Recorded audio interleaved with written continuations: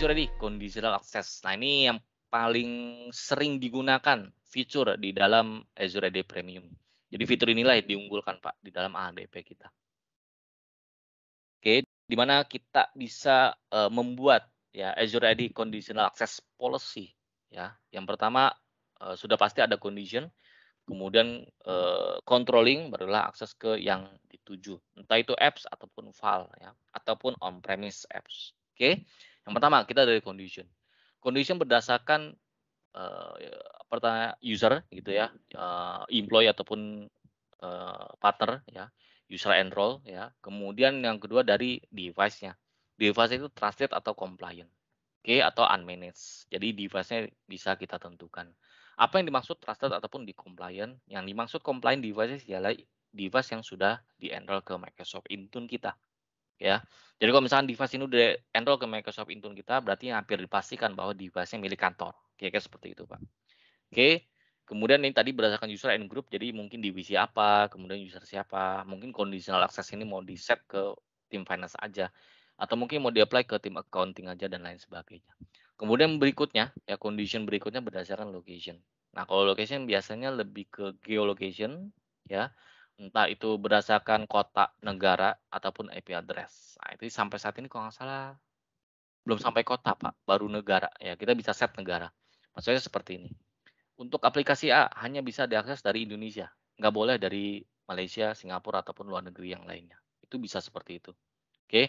Kemudian bisa menggunakan IP address. Maksudnya ialah di kantor kita atau mungkin di organisasi kita atau di sekolah kita gitu ya, udah punya IP public. Nah, berarti kita set IP public-nya. Kira-kira seperti itu. Jadi kalau misalkan ada apps yang harus diakses ya melalui IP public sekian, berarti bunyinya seperti itu. Ketika diakses dari luar kantor atau luar sekolah, maka nggak bisa akses app tersebut. Karena apa? Karena IP public-nya tidak menggunakan yang kita daftar. Kira-kira seperti itu, Pak. Jadi location bisa di-set berdasarkan negara, ya. Yang kedua berdasarkan IP address range kita, yaitu IP public kita. Kemudian yang terakhir condition-nya yaitu berdasarkan client apps ataupun authentication method, ya. Apps ini dibuka di browser atau dibuka di Teams desktop atau dibuka Outlook-nya versi desktop. Nah, itu kira-kira seperti itu. Jadi kita bisa tentukan, ya dibuka di browser kah, di mobile kah, atau berdasarkan di desktop apps kita. Nah, itu bisa ditentukan berdasarkan client apps, ya. Entah itu browser apps ataupun client apps. Condition udah tercapai, ya barulah kita controlling.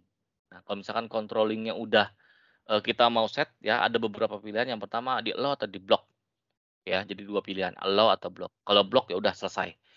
Ya, jadi nggak bisa akses apps yang dituju ataupun services yang dituju. Nah, kalau dia allow, nah ini ada beberapa option tambahan, Pak. Mau di-limit kah aksesnya atau diperbolehkan harus ada MFA ya. Jadi yang tadinya user tersebut MFA-nya belum ter-enable ya, ketika mau akses aplikasi A, berarti dia harus ter-enable MFA-nya. Maka dia diwajibkan untuk meregister MFA-nya. Kira-kira seperti itu, Pak. Berikutnya force password reset. Jadi pada saat mau akses ke aplikasi A, ya maka user tersebut ya harus di-reset password-nya. Jadi dipaksa, Pak, untuk mereset password-nya ketika mau akses ke aplikasi A. Tapi kalau aplikasi B, aplikasi C nggak ada masalah. Ya, maka dari itu ini berdasarkan kondisi aksesnya. Jadi condition-nya atau apps-nya yang dituju. Jadi kita tentukan policy ini atau condition ini itu untuk aplikasi A, untuk user A atau grup A dan lain sebagainya. Jadi benar-benar custom, Pak. Jadi nggak langsung di-apply ke semua user atau di-apply ke semua aplikasi yang kita punya. Kira-kira seperti itu. Kemudian term of use. Nah, ini juga kita bisa sampaikan. Pada saat mau akses aplikasi A, kita bisa sampaikan, Pak, rule-nya ataupun term and condition-nya. Jadi biar orang tersebut yang mau akses aplikasi A membaca term of use-nya. Oh, ini harus begini, oh harus itu, nggak boleh screenshot, nggak boleh disebar, luaskan dan lain sebagainya. Jadi pesan-pesan seperti itu bisa kita sampaikan di term of use ataupun term and condition ya.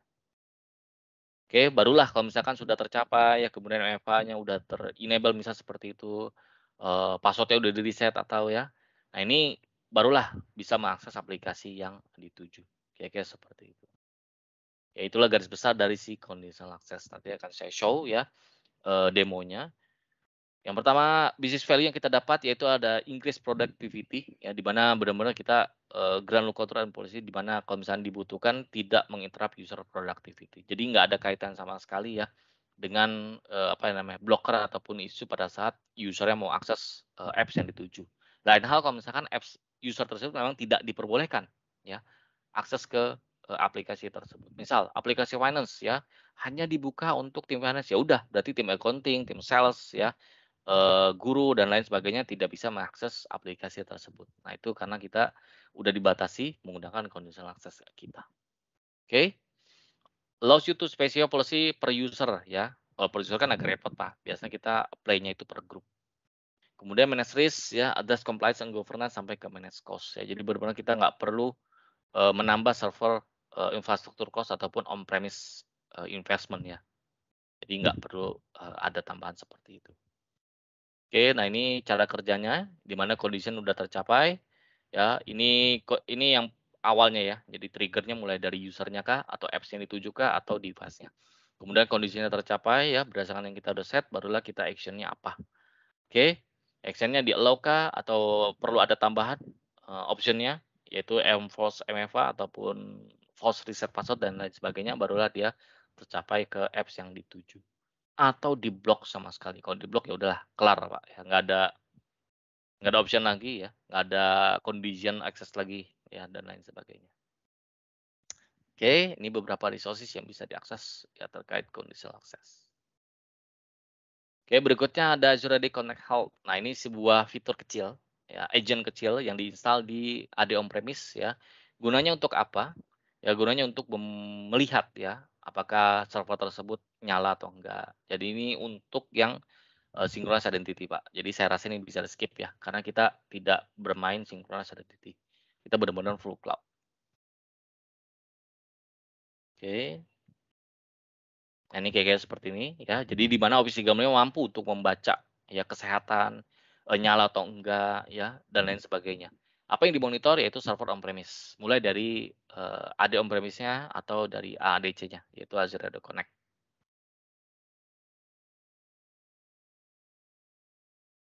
Oke, berikutnya custom branding. Ya, pada saat kita sign in, Pak, ya, itu kan by default tampilannya Office 365 seperti itu, ya background-nya putih, ya agak bosen kali ya, atau mungkin teman-teman mau yang lebih colorful itu bisa diganti Pak, custom, sign in page-nya. Oke, mungkin mau sekalian branding ya, background-nya foto sekolah ya, ataupun logo kita ya, ataupun apa namanya, slogan kita dan lain sebagainya, mau dicantumkan atau mau dijadikan sebagai background pada saat sign in page itu bisa Pak. Oke. Ya walaupun ini mungkin nggak terlalu penting, tapi biasanya ini digunakan untuk, apa ya, company branding ya, untuk menampilkan bahwa, oh perusahaan kita ya, apa namanya, branding-nya jelas ya dan lain sebagainya. Nah kira-kira seperti ini, Pak. Jadi by default kan background-nya putih kita ya, Pak, ya. Nah ini bisa diganti seperti ini, ya dengan foto sekolah kita, slogan kita, logo kita, it's okay. Dan di sini juga ada logo, jadi yang by default kalau nggak salah tampilannya Office 365 doang, tulisan Office 365 kita bisa ganti. Ya mungkin di situ tulisannya Yayasan Pendidikan Lokon berikut dengan logo kecilnya, ya itu juga nggak masalah. Oke, kemudian berikutnya ada security default, ya di mana security default ini kalau misalkan Bapak Ibu nggak ada waktu ya untuk mempelajari, security system di Office 365 kita bisa meng-enable security default. Oke, nah security default ini ya biasanya itu, terkait MFA di mana kalau misalkan security default-nya di-enable maka MFA-nya ter-enable untuk semua user. Ya, di sini tulisan jelas di mana Microsoft made security default available to everyone. Oke, ini tidak membutuhkan license tambahan.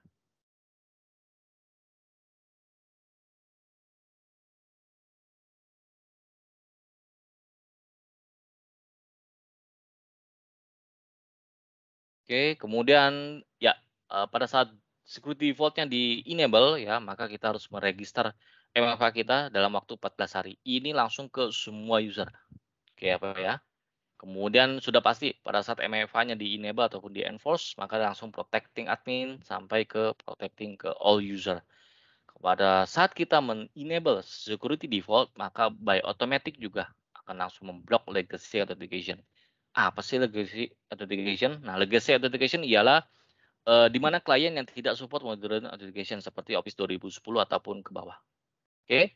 Kemudian klien menggunakan map protokol yang lain selain HTTPS, yaitu POP3, IMAP, ataupun SMTP. Ini langsung diblok juga, Pak. Ya, maka dari itu, kalau misalnya kita mengenable security default, harap hati-hati, diperhatikan ya, karena ini langsung terenable ke semua user, kemudian langsung memblok legacy authentication. Nah, legacy authentication seperti ini. Ada 2. Oke.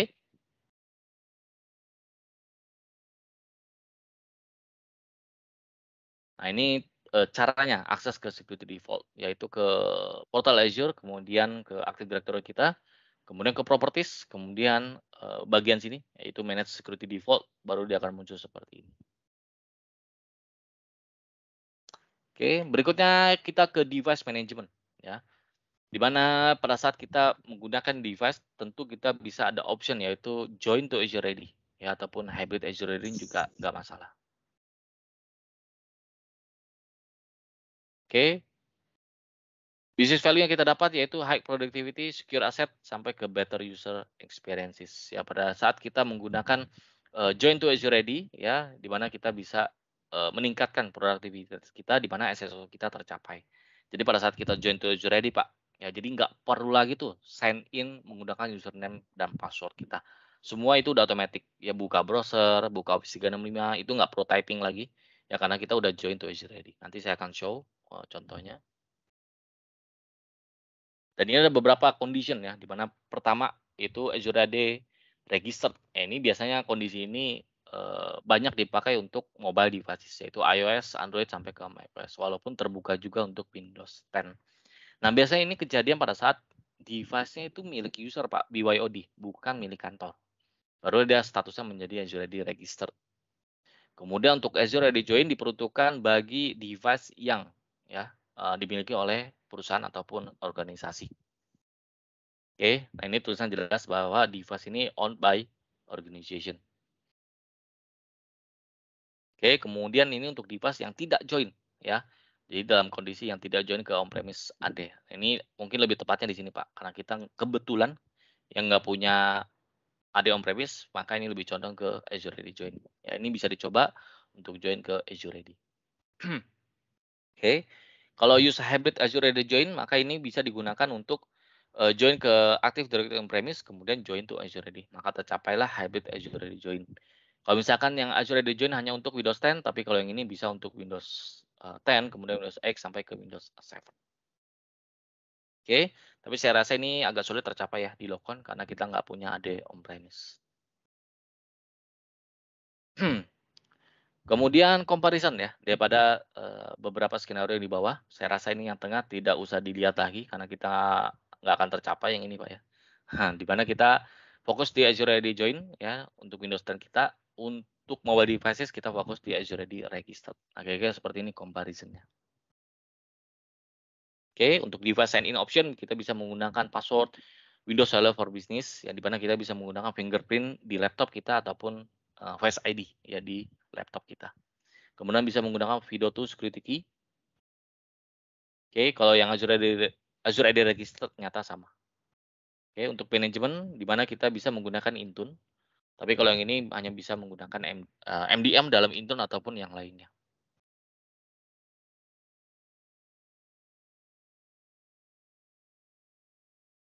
Kemudian berikutnya ada group management. Nah, ini agak unik yang mungkin bisa juga digunakan. Nah, idealnya grup ini itu digunakan untuk pada saat signing license ya, kemudian pindah divisi, naik jabatan dan lain sebagainya. Ini penting juga sih, Pak. Yang pertama, kalau misalkan grup udah terbuat, itu bisa digunakan untuk apply conditional access yang sebelumnya. Kemudian assign license, ya licensing. Bayangkan Pak, Bapak nih mau assign license ke 10 orang. Nah, kalau di assign satu-satu agak lama ataupun agak repot. Nanti ini bisa di-assign ke satu grup, kemudian nanti grup tersebut member-membernya langsung di-assign ke license yang kita inginkan. Nah, fungsi dari grup salah satunya seperti itu juga. Kemudian SharePoint Online dan Exchange Online. Ya tentu kalau misalkan kita membuat Teams Group itu juga akan terbuat otomatis sebuah grup ya.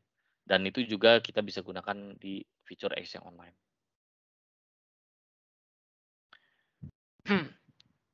Business value yang kita dapat, yang pertama kita ada intuitive usage, kemudian cost effective, security, sampai ke self service. Oke, di mana kita bisa memanage membership ya di grup yang kita punya.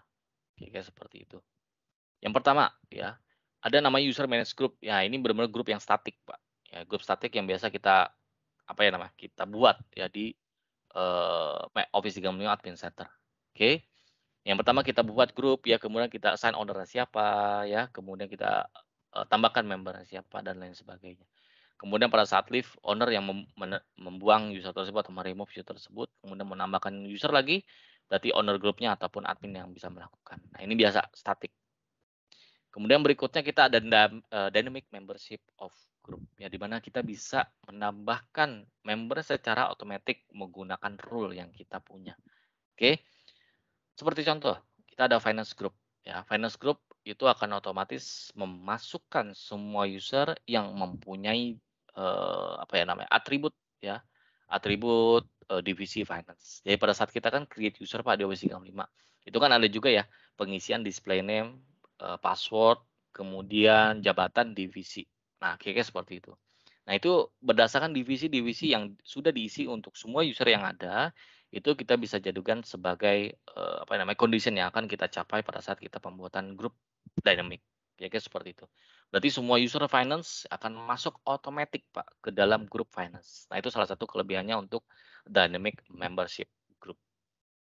Oke, tidak hanya divisi Pak, berdasarkan location juga bisa, alamat juga bisa, display name juga bisa. Itu semua kita bisa set sebagai rule ya untuk memasukkan member-membernya otomatis ke grup yang kita buat. Kira-kira seperti itu. Oke, mungkin location Jakarta, berarti kan ada grup Jakarta gitu ya.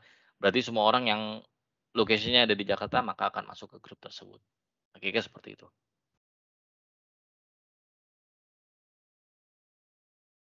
Oke, nah ini sekilas mengenai Azure AD Group. Nanti saya akan show cara pembuatan Azure AD Group juga. Oke, berikutnya Azure AD Password Protection. Oke, di mana kita bisa apa ya, membuat ya, membuat custom band password list seperti ini atau global band password list. Oke. Yang pertama, pada saat kita membuat password terlalu mudah, mungkin 123, ABC 123 gitu ya, itu masuk ke dalam global band password list, Pak. Jadi jangan heran kalau misalkan Bapak membuat password yang mudah itu langsung diblok ataupun nggak bisa. Nah, itu by default langsung bekerja global band password list. Tapi kalau misalkan Bapak mau memasukkan beberapa kata spesifik yang tidak diperbolehkan untuk digunakan sebagai password, kita bisa menggunakan fitur yang kedua, yaitu custom band password list. Kayak apa ya? Kita bisa masukkan kata-kata Lokon, Sulawesi, Timika. Nah, berarti kan kata-kata tersebut tidak boleh dijadikan sebagai password. Atau mungkin tahun 2002, 2021. Oke, itu juga bisa dimasukkan sebagai apa namanya? Kata yang tidak diperbolehkan digunakan di password. Oke. Kemudian on-premise hybrid scenario ini juga bisa apa namanya, di-apply ya ke user yang on-premise. Karena kita nggak punya AD on-premise, maka ini bisa di-skip aja. Oke. Improve security. Jadi business value yang kita dapat yang pertama improve security di mana kita bisa mengeliminate ya beberapa password yang mudah ditebak ya. Nah ini apa namanya sering banget ya. Sering banget kita temukan di mana user karena mungkin kebanyakan password atau bagaimana ya. Jadinya mereka menggunakan password yang mudah-mudah aja ya. Kalau password yang mudah berarti biasanya jatuhnya mudah ditebak oleh orang lain. Nah, kita bisa mengeliminate ini. Kemudian lower the risk of password spray attack juga termasuk kita bisa mencegah adanya password spray attack. Oke. Kemudian kita bisa mendapatkan akses ya ke Microsoft Global Band Password List. Oke. Exercise control di mana kita bisa controlling di dalam apa namanya Azure AD kita ya di mana kita bisa mendefine beberapa setting untuk smart logout dan lain sebagainya.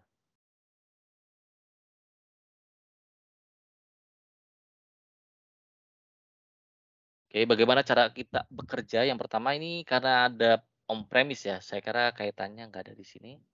Oke, DDS password password protection proxy service DC password. Oke, ini saya kira bisa di-hide tapi nggak apa-apa, nanti saya apa namanya, tidak apa namanya, tidak sesuai ya dengan kita, ya karena Lokon nggak punya AD on premise, jadi ini kayaknya saya skip aja. Kayaknya ini koneksi ke AD on premise ya untuk DC agent-nya. Oke, sampai sini ada yang mau ditanyakan dari eee, tim Lokon ya, mungkin Pak Kendigo nih, Pak Miguel, Pak Johannes ya, Pak Minjam.